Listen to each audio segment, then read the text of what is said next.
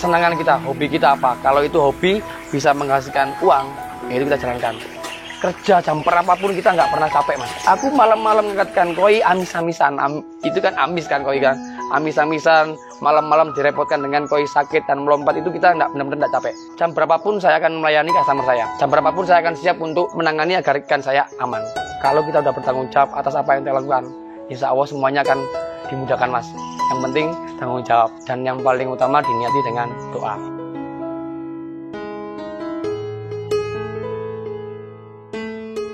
Nama saya Farid Prima, biasa dipanggil JJ. Untuk usaha ini bergerak di bidang jual ikan hias, Mas. Ikan hias koi khususnya. Saya awalnya dari hobi, Mas. Hobi saya itu melihara ikan koi. Nah, dari hobi itu akhirnya saya memutuskan untuk usaha koi, yaitu jual ikan koi. Awal modal bisnis ini nggak punya uang. Saya itu bener-bener uang saya itu, penghasilan saya itu untuk hidup anak istriku. Saya punya anak satu waktu itu. Saya memberanikan diri pinjam modal. Modal awal saya itu tidak banyak, Mas, 50 juta. Saya modal 50 juta, saya belikan koi di petani, saya borong satu empang itu 30 juta. Satu empang 30 juta. Karena saya sudah pede, udah pengalaman nih dalam merawat ikan koi. Saya angkat semuanya itu, saya karantina di vet sama akuarium tadi. Ternyata tidak semudah itu. Karena saya biasanya ngerawat 1 ekor, 2 ekor, sampai 20 ekor. Ini ratusan ekor ini. Gimana cara merawatnya ini? Akhirnya mengalami kematian. Entah itu dari petaninya memang udah sakit, atau dari sayanya sendiri. Saya pelajari terus menerus itu. Akhirnya itu awal-awal itu mati banyak. Dari 300 ekor, mungkin saya 330 ekor, Mas. 30 ekor yang hidup. Ruginya lagi, yang 30 ekor itu koi-koi yang biasa, bukan yang pilihan saya. Koi itu dari 300 ekor kita seleksi lagi. Makanya setiap penjual itu punya harga masing-masing. Yang bagus dijual harganya lebih mahal. Yang biasa-biasa ya kita jual yang istilahnya balik modal saja udah untung gitu loh. Nah, ketika ininya yang mau diuntungkan ini mati, akhirnya ini nggak kembali modal. Di situ saya sempat putus asa, Mas. Ini apa, diteruskan apa enggak ini, yang modal tinggal 20 juta ini. Karena saya kepingin membuktikan bahwa karantina saya ini harus benar-benar maksimal. Nanti saya harus jadi penjual koi. Saya memberanikan diri untuk membelikan semua uang tadi, 20 juta. Alhamdulillahnya ikannya aman. Aman, mulailah saya pasarkan. Tak upload di YouTube saya, di IG saya, di story WA saya. Ada yang tanya. Di samping itu, dari awal saya sudah memiliki fondasi, saya membangun trust. Jadi kalau beli saya itu, mereka itu tidak usah pakai video call-an, Mas. Ada koi, tak kasihkan sodorkan ke dia, foto sama videonya, langsung transfer. Makanya alhamdulillah, terima kasih juga buat pelanggan-pelanggan saya, percaya sama saya. Makanya kepercayaan itu benar-benar jaga, Mas. Tentunya kalau sudah main koi, di samping kita harus tahu kualitas, harus tahu cara penanganan saat sakit. Dulu saya pernah mengalami, Mas. Waktu awal-awal hobi koi itu, belikan, tak masukkan kolam mati. Belikan, tak masukkan kolam mati. Akhirnya saya sempat tidak mau pelihara koi. Ini ikan ini nggak bisa hidup di kolam. Sempat seperti itu. Tak ganti semua kolam saya sama ikan nila. Ikan nila saya beli 4 ekor, jadi banyak, Mas. Jadi ratusan ekor. Beranak pinak di situ. Yang namanya awalnya saya suka koi, akhirnya kembali lagi timbul. Harus koi ini. Tak ganti. Mulai dari itu saya belajar tentang perawatan. Merawat air adalah kunci utama saat kita mau pelihara koi. Kalau airnya sudah bersih dan sehat, otomatis koi akan sehat juga. Nah, karena pandemi itu kebanyakan orang kan di rumah. Mereka bosan mau ngapain, ada yang mau beli bunga, ada yang mau beli burung, beli kura. Nah, termasuk ikan hias ini salah satunya. Mereka penghobi koi semakin banyak, semakin gila-gilaan belanjanya. Disitulah penjualanku banyak sekali, Mas. Saya tuh sempat kaget waktu dulu. Pembelian terbesar saya itu, saya masih ingat, pembelinya juga orang Bali, 150 juta, Mas. Kaget saya tuh. Itu saya tuh sewa bis untuk mengirim ikan itu. Jadi bis itu saya beli semua penumpangnya, saya beli bagasinya, isinya koi saya semua. Koi sama saya, sama teman saya, sama adikku. Untuk di koi itu yang paling banyak itu pernah sampai 100 juta itu dari admin saya itu karena kematian, dari human error. Jadi mungkin handling saya lupa nyalakan aerator, lupa nancapkan mesin pompa. Nah itulah yang mengakibatkan kerugian terbesar. Dalam handling ikan koi itu tidak gampang. Karena setiap kolam, kalau ada kolam A saat kita handling sakit, tangan kita tanpa dicuci, tanpa sterilkan, masuk ke sini itu udah sakit juga kita, akan tertular. Koi dari akuarium A ke akuarium B, atau dari kolam A ke kolam B itu bisa tertular. Gara-gara cuma jaring sama tangan kita. Makanya harus benar steril.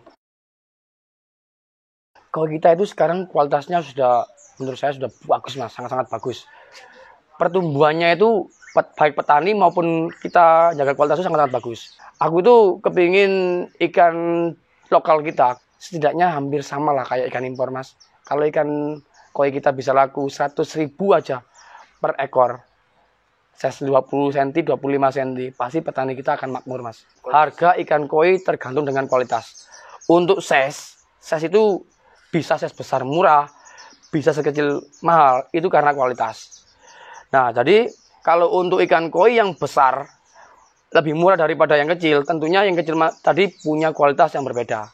Makanya koi itu bukan dari size, lebih diutamakan dengan kualitasnya, mas. Koi kan ada banyak, mas. Namanya ada kohaku, sanke, sowa, siro, bahkan yang polosan aja, ikan polos itu yang satu warna itu banyak sekali. Karasi, midori, cakoi, ada lagi namanya karasu warna hitam yang kayak tombro itu. Kalau untuk ikan-ikan pola, tentunya kalau ada pola, ada pattern, tentunya ada namanya pakem.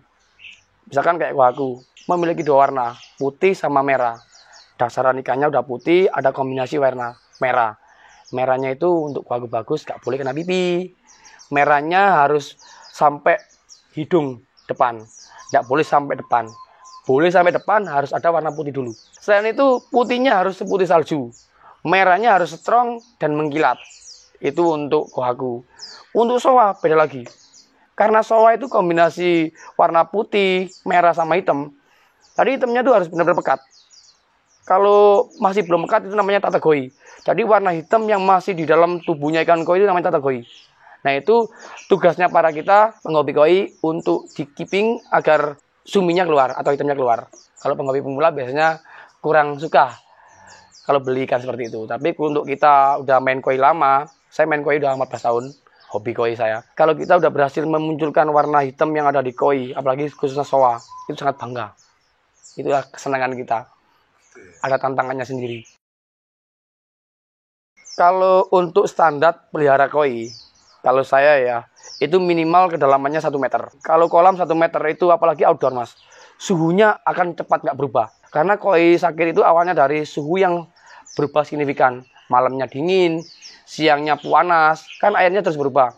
Nah itulah awalnya koi stres, gak mau makan, akhirnya sakit. Makanya di musim-musim saat ini, namanya musim pancaroba, jangan dikasih makan terlalu kencang.